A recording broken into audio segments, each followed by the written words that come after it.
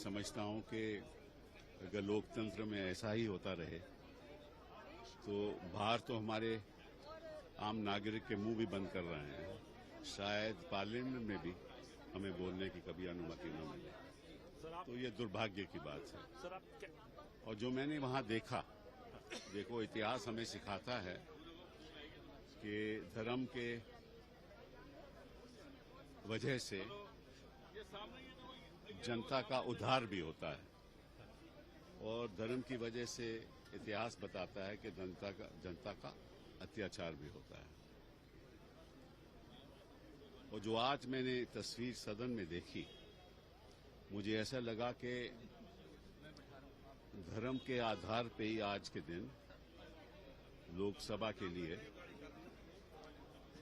राजनीति की शुरुआत हो चुकी है और इसी आधार पे ये चुनाव अपना लड़ेंगे।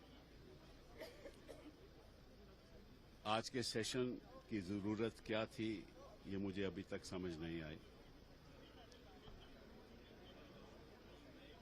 प्राण प्रतिष्ठा हो चुका, 22 जनवरी को हो चुका, राम मंदिर बन गया, तो अब सदन में इसकी चर्चा की जरूरत क्या थी?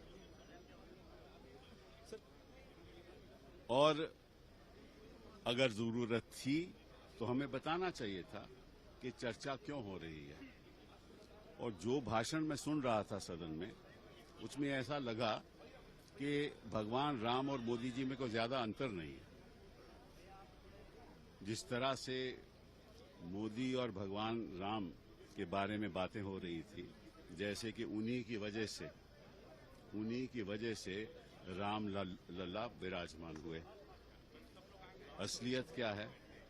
असलियत तो ये है ना कि सुप्रीम कोर्ट का फैसला आया और उसके बाद जो हुआ सो हुआ।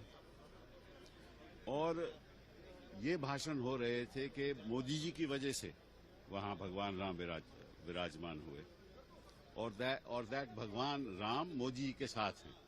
तो मैं इनसे पूछना चाहता हूं कि 1950 के बाद क्या भगवान राम भारतीय जनता पार्टी के साथ कभी रहे? 50 के बाद तो साथ नहीं रहे। और जब अडवाणी जी ने अपनी रथ यात्रा शुरुआत की तब भी भगवान राम उनके साथ नहीं थे। उसके बाद दूसरी सरकारें बनी, उसके बाद सरकार आई वाजपेयी जी की, उसके बाद सरकार गिरी, तब भी भगवान राम उनके साथ नहीं थे। तो ये भगवान राम और मोदी जी का ताल्लुक क्या है?